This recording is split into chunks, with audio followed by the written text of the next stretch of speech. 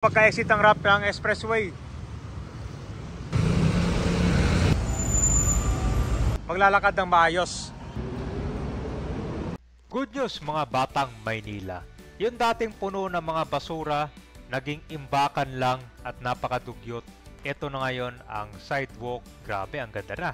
Ito po yung pagpintura, pagsaayos dito para mas ma-encourage yung mga maglalakad dito na gamitin na yung mga bangketa. Ngayon, itong part 2, dito pala sa may Quirino Avenue, nagkaroon na rin ng pag-install ng mga pailaw. So mas paliwanag na dito kasi yung unang pailaw dito sa ilalim ng expressway. So dito naman sa may sidewalk, after ng ramp, meron na ring mga pailaw na dinagdagan. Tapos dito sa ilalim pala nilagyan na rin ng fence para hindi na ito tapunan ng mga basura. Tapos nililis na rin itong ilalim ng poste. Nandito na tayo sa Quirino Avenue. So itong next part na i-feature natin, naglagay na sila ng mga metal fence dyan mismo sa may Plaza Dilaw. So ang purpose dyan para hindi pasukin, hindi mag-iwan ng mga basura at hindi dugyutin. Mukhang may bagong ginawa dito sa mga poste. Nilagyan na ng City of Manila. Wow.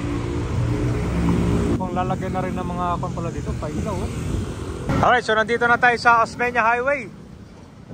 Ito, kaka-install lang pala nito. May nakalagay City of Manila, yan po yung City Hall. Maganda. So good news to sa mga dadaan dito sa Quirino. Dito pagka-exit ng ramp ng expressway. Ito na yung pagpapaliwanag na rin. Noong nakaraan, doon sa ilalim ng expressway. Dito naman sa bangketa.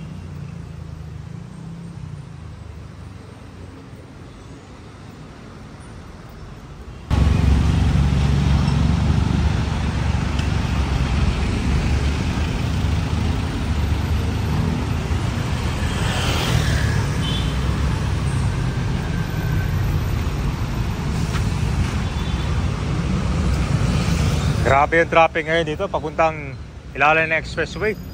Kasi ko na ngayon, Papa December,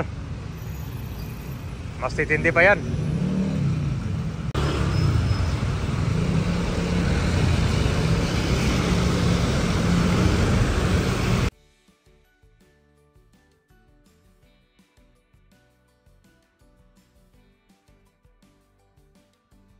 Itong ginawa nilang metal fence. Dito kasi sa ilalim ng poste na to, ginawa nitong imbakan. May mga street dwellers, ginawa nilang tirahan. So naging dugyot, umitim, pero ngayon inayos na. So dito lang po yung pagkalabas natin ng ramp. Yan. So ang ganda nun, nagdagdagan na yung mga pailaw din dito sa may bangketa, yung sa bandang kanan. Malaking tulong dito para mas maliwanag. Hindi lang dito sa ilalim ng expressway, pati na rin dito sa sidewalk. Ang ilalim ng expressway, alam nyo itong bakante ngayon, yan yung dating ginawang parkingan. Pagkaupo ni Yorme, wala na, diba? Dito, meron niyang planong gawing Plaza Azul redevelopment into a green park. So, ito yung part yata ng green program. Pero ngayon, ito lang siya, parang walang nangyari. No? So, abangan natin, maganda rin ma-develop tong ilalim ng expressway na yan. Alam nyo bakit? Kasi kung nakabakante lang yan, baka gawing squatting area at tambakan ng basura or parkingan.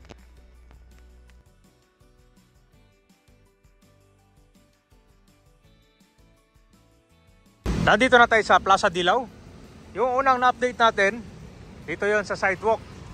Napintura na rin tong gilid ng ramp pa-exit ng Skyway papuntang Roas Boulevard. Diba? Maraming mga na-amaze dito. Yan, maraming salamat sa mga nanood at saka nag-share.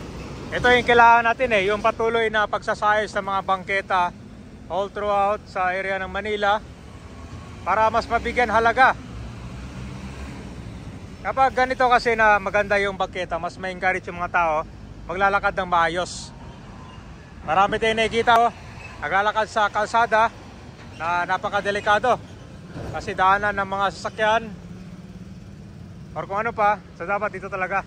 So ito yung first step para mas mag-improve yung mga bangketa natin. Yan mo, hindi lang to basta pintura, May mga lights pa, oh. Diba, ang ganda. Ayun, oh. Tapos dun sa pinuntahan naman natin, naglagay ng mga lampos. Ganda, oh. Ma-amaze ka talaga. Dati ko lang to, imbakan ng basura. Tapos mayroon pa nakatayo dyan na outpost dyan, oh. Diba?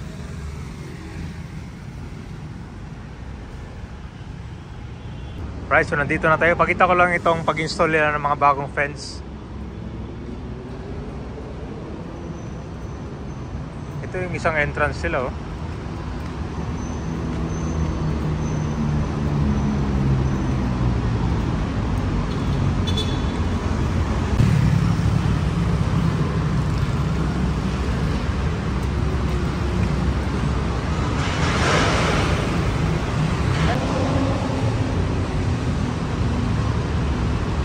Ganda na, oh. Bagong pintura na rin.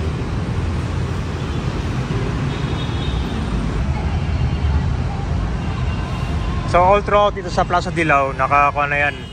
Meron siyang fence para hindi basta magtapon or mag-imbak ng basura. Ito din yung main purpose yan, eh. Kasi tila mo itong sa gilid, oh. Ito kasi kwanto, Freedom Park. So ang mangyari niyan kapag walang fence yan, eh yung mga basura dito lang i-impact yan. Tingnan mo naman gano'ng kalilis yan, di ba? Talaga bawal yung kanyang.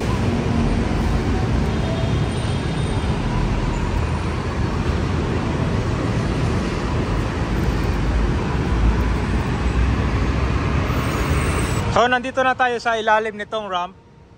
Dito pala na-install nila at paint nitong fabricated steel grill girder fence dito sa Plaza Dilao.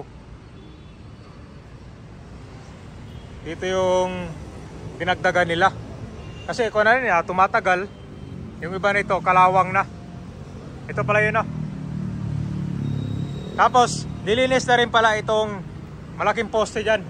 Tignan mo, bagong pintura pa. Dito kasi naging kwanto, naging tapunan ng mga basura. Ginagawang itsasan, ginagawang squatter area. Nalinis na dito. Ito yung bagong na-install nila. Ano, bagong pintura na yan, oh. Ito yung in-action nila. Yan naman yung silalim, oh. Diba, oh, meron pang kumod dyan, oh. Ginagawa nilang tirahan.